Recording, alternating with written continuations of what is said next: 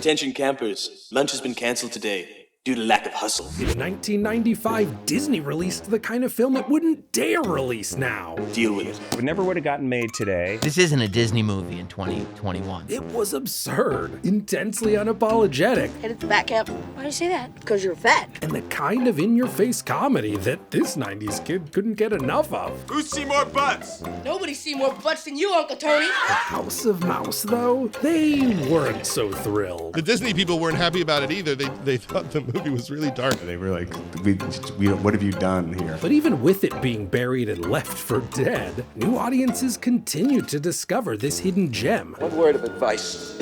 Never let anyone sign your checks! And with their discovery, they join an ever-growing fan base. A fan base that's uncovered that Heavyweights might just be more than a silly comedy about a summertime fat camp for kids. Gee, maybe if you had been able to see that movie, you wouldn't make fun of me all the time for being fat. If Disney in the 80s was all about figuring out how to connect to a new generation, the 1990s focused on cranking up the intensity. Hey, Julius! Let her go! Animation was hot again and delivering some of the biggest hits the company had ever experienced.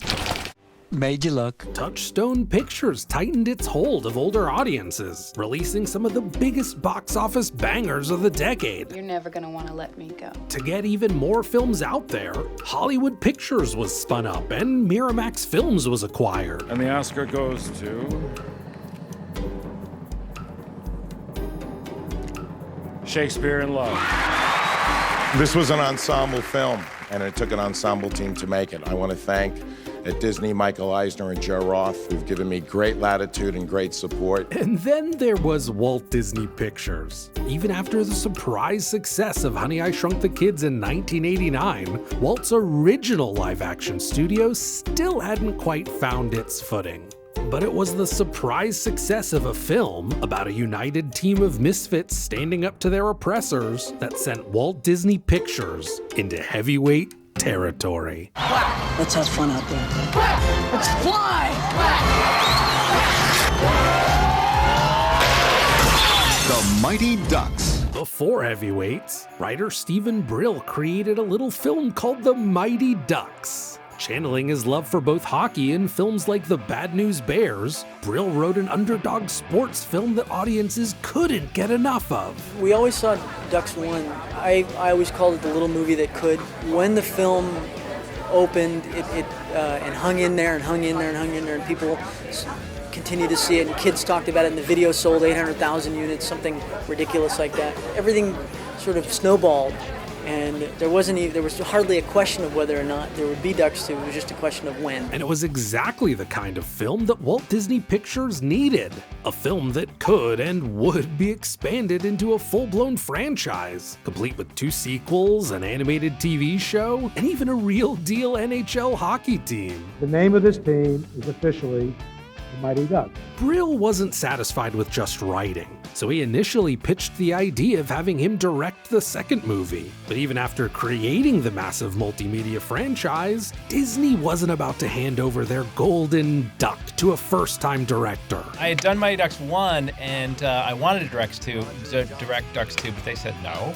And then I said, all right, I'm going to do a different one. To help get the idea off the ground, Brill turned to someone that his friend Adam Sandler had introduced him to. A comedian who is still trying to find their place in show business, but would go on to become one of comedy's most influential people.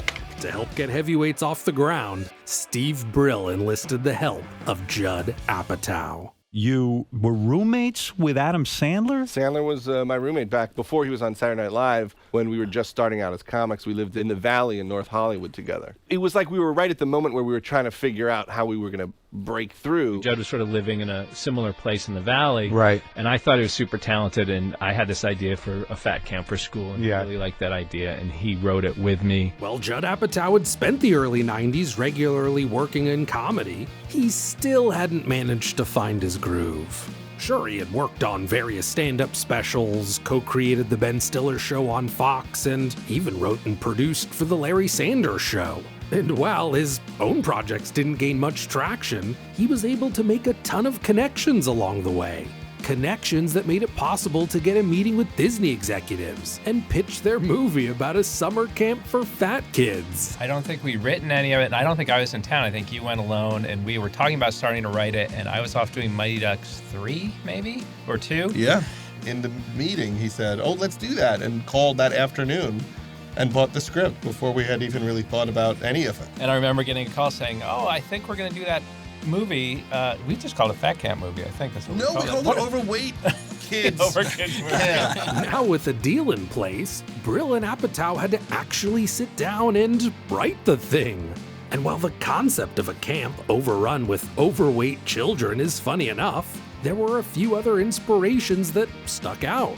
The first run at it, we thought of it a little bit like Meatballs, and we're considering, trying to get Chris Farley and Adam Sandler to play the two counselors. That's right. I don't even remember how they said no, but they did. Another idea involved the kids showing up at camp, only to discover that the owners had died. In the first draft, we killed the Bushkins. We just went for the meeting and go, this kid doesn't want to go to fat camp. He shows up, and then the funny joke was that the Bushkins had died, and the camp was really going to be a rudderless ship. And then we said, well, why just do it that way? Why not have a new force come in? And then the more and more we got into the idea that this force could be a real force and a real driving thing in the movie, we took to it. And then we actually started thinking about Ben at that point, and then we just ran with a full character in our minds. The Ben Stiller show had recently been canceled when we started working on this. We thought it'd be great to have Ben in the movie, and Ben was trying to figure out what to do with his career. And while it's hard to say how much of an impact, if any, the movie had on Ben Stiller's career, it's safe to say that the impact that he had on heavyweights is undeniable. I think I'd just done Reality Bites, and Judd said, and we'd done the Ben Stiller show together, and it was the first thing we did after that. And he said, I'm doing this Disney movie about a fat camp for kids, and I want, it'd be cool if you could play the bad guy in it. And he said, we can improvise, and we can come up with all this stuff. And much in the same way that Judd and I did the Cable Guy together, where we didn't understand our audience that we were making the movie for.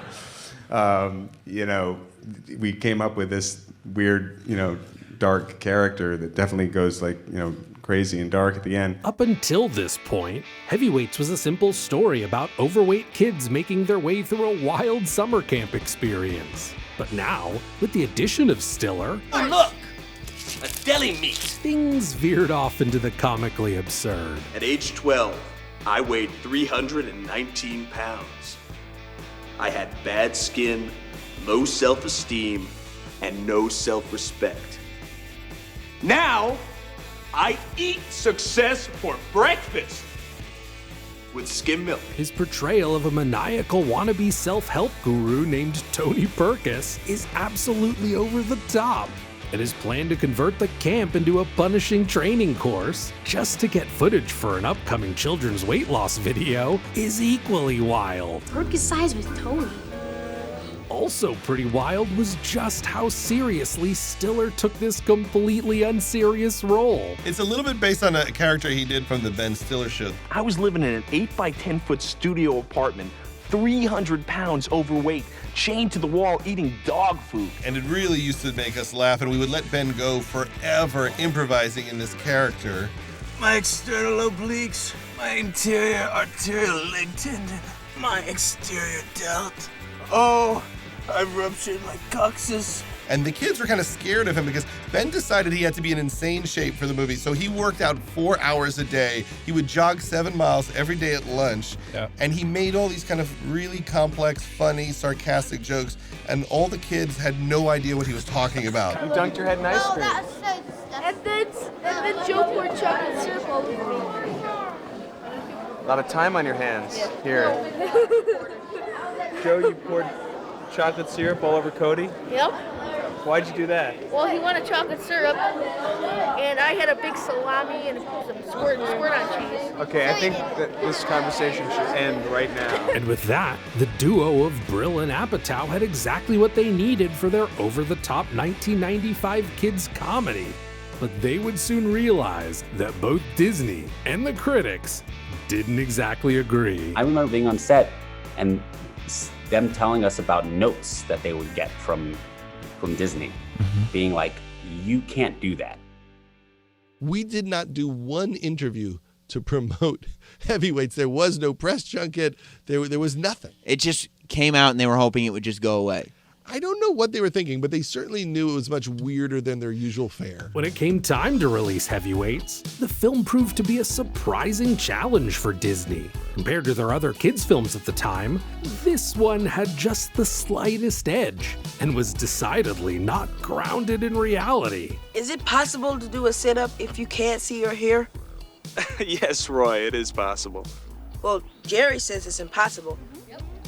But why don't we rock Jerry's world, huh? All right, now remember, Uncle Tony, don't get up till the count of 3, all right? Yes, I know the rules. Okay, good. Go. All right, everyone ready? 1, 2, 3! Kiss my butt! Funny? Absolutely.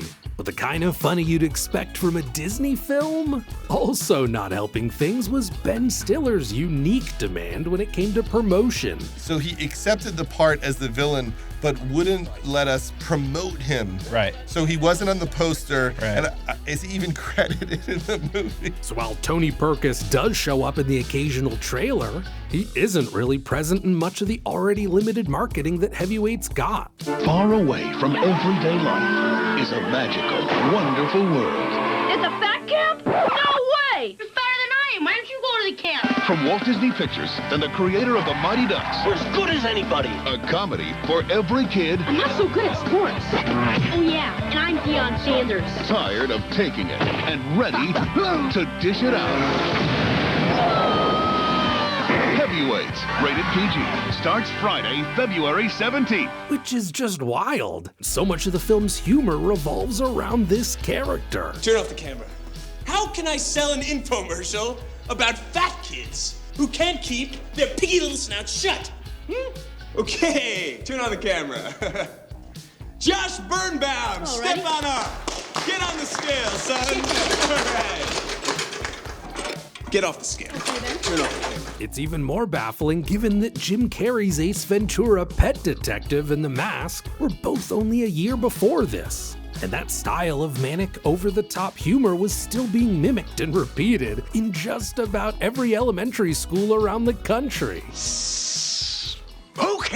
Disney could have and should have just positioned Stiller as the main draw for this film.